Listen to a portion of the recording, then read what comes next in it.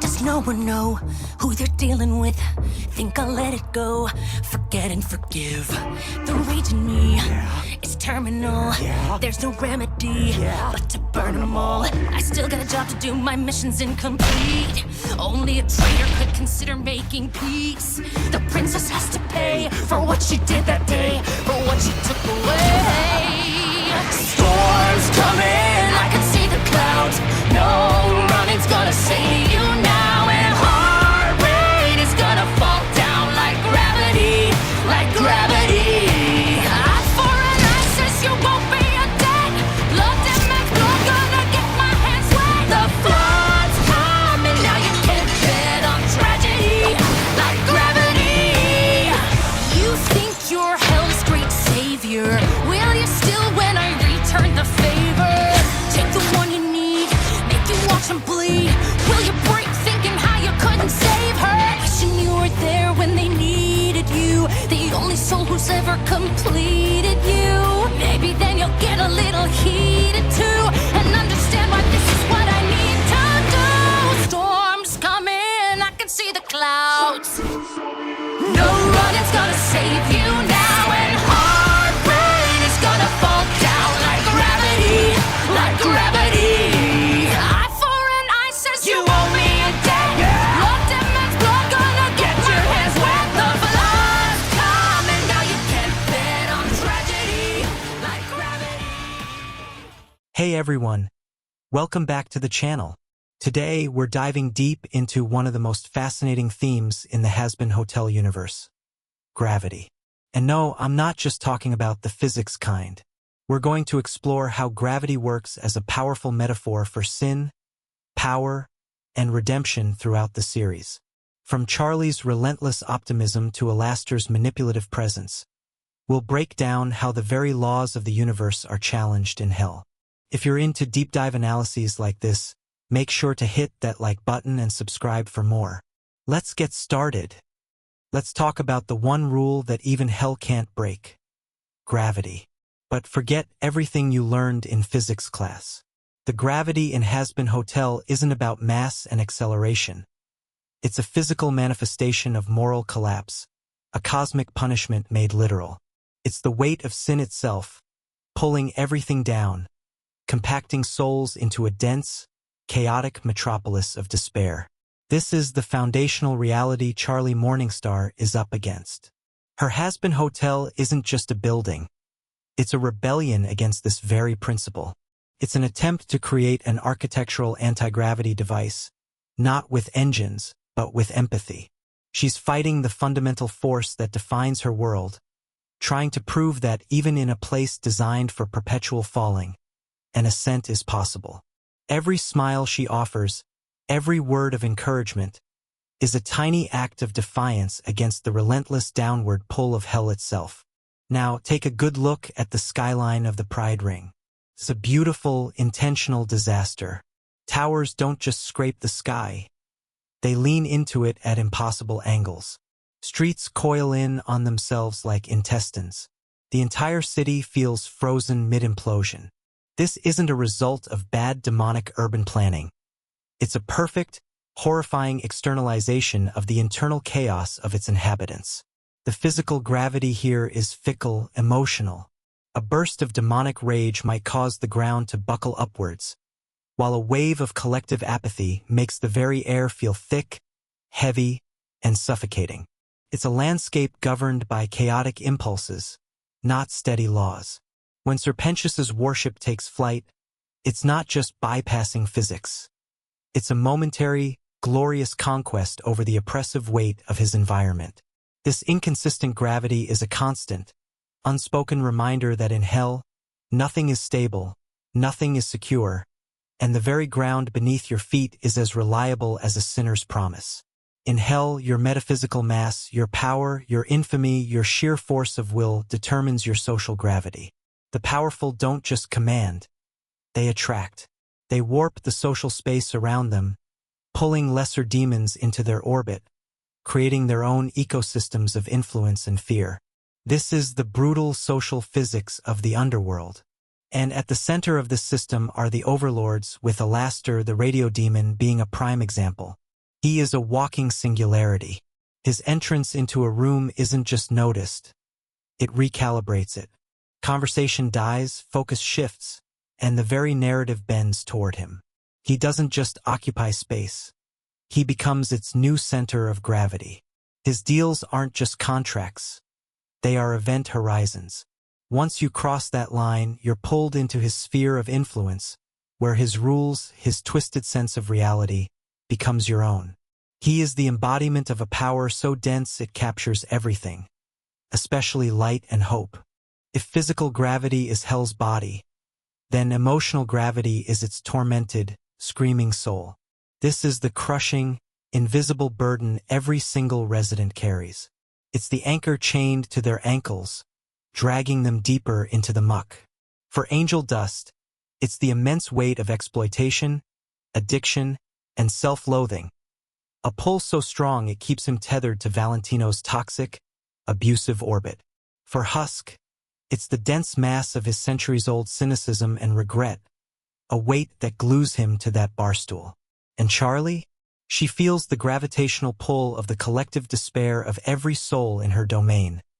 It's what gives her mission its immense, often heartbreaking, weight. Her song isn't just a melody. It's a calculated effort to generate enough emotional lift, enough pure hope, to counter that despair. She's trying to become an emotional launch vehicle for souls trapped in a planetary well of their own misery. So, what is Charlie's redemption project in astrophysical terms? It's an attempt to help souls achieve escape velocity. In hell, the gravitational constant is set by sin, and it's astronomically high. A simple, mumbled, "I'm sorry" won't even get you an inch off the ground. You need a tremendous, sustained burst of energy to break free from that pull. The Hazbin Hotel is her launch pad.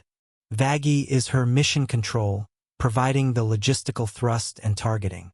The patrons are her precious payload. And Charlie's unwavering, almost terrifying, hope is the rocket fuel. She's trying to build a system where accountability, self-forgiveness, and community generate enough sustained propulsion to overcome the terminal velocity of a sinful past.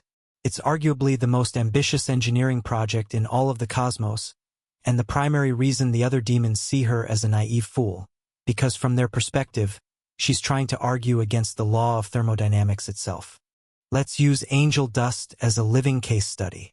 He's stuck in a toxic, elliptical orbit around a massive, destructive star, Valentino. Valentino's gravity is one of dependency, fear, and contractual obligation. Angel swings close enough to feel the addictive heat of fame and drugs, then gets flung out into the cold, dark void of his own self-hatred, only to be pulled back in again by that relentless force. This is his orbital decay. Charlie's hotel represents a potential intervention, a gravitational assist from a benevolent body. By offering him genuine support, stability, and a path to self-worth, she's trying to give him the velocity he needs to break his decaying orbit and set a new course, one that isn't defined by Valentino's destructive pull. Every small, hesitant step he takes towards recovery is a minor, hard-won course correction against immense gravitational forces. And we cannot ignore the overwhelming, distant gravity of heaven itself. It looms over hell not just as a place, but as a concept of immense judgmental mass. Its original verdict was the cataclysmic force that cast these souls down in the first place. The annual exterminations are not just attacks. They are a brutal, periodic reassertion of this cosmic hierarchy. It's a reminder that heaven's gravity is ultimately superior. It can reach down and pull souls apart, but it refuses to pull them up. The angels, like Adam, possess a gravity of righteous, unshakable arrogance. They are so massive with their own certainty that they cannot be moved. Their trajectories are fixed. When they descend, hell's own chaotic gravity seems to still in their presence. They are an unstoppable foreign force operating under a different, more privileged, and rigid set of physical laws. Alastor is the wild card, the fascinating anomaly in hell's gravitational field. He doesn't just resist the pull. he manipulates the fabric of space-time itself. His teleportation through shadows is a form of quantum tunneling, ignoring conventional paths and distances. His tendrils of shadow can grab and restrain, applying localized, intense gravitational fields at will. The constant, distorted jazz-age soundtrack that follows him? That's the audible representation of the space-time distortion he creates. He is a master of this dimension's twisted physics, and his ever-present smile is a warning label that reads, "Caution. Local gravity subject to change without notice." His sudden, invested interest in Charlie's hotel is the most fascinating variable in this entire equation.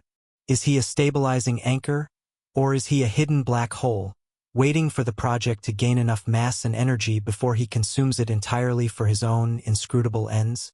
Look closely at the hotel itself. Amidst the crooked, sinking, despairing architecture of pride, it stands as a defiantly vertical structure. It's a spear aimed directly at the heavens it seeks to reach.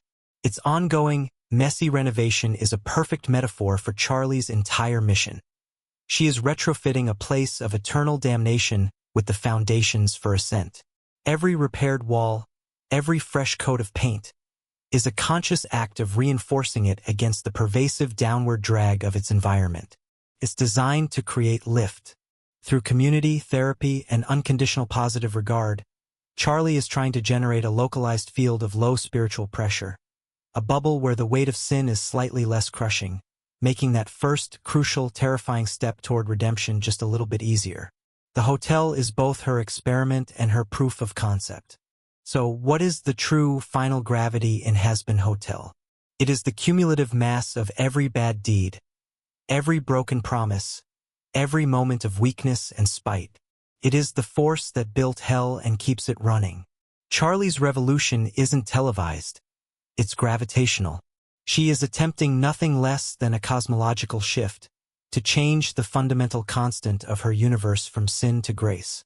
The question at the heart of the series is not if a sinner can be redeemed, but if a soul can become light enough, forgiven enough, brave enough, to achieve the escape velocity required to fly out of the pit that its own actions dug.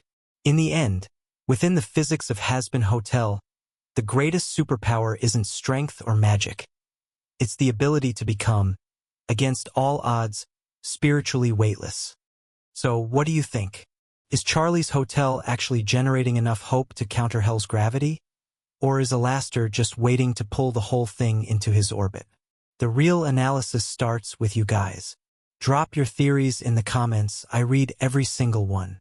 If this video gave you a new perspective, do me a solid and hit that like button. It really helps the channel. And if you want to join us for the next deep dive into the Hazbin Hotel universe, make sure to subscribe. Until next time, stay curious.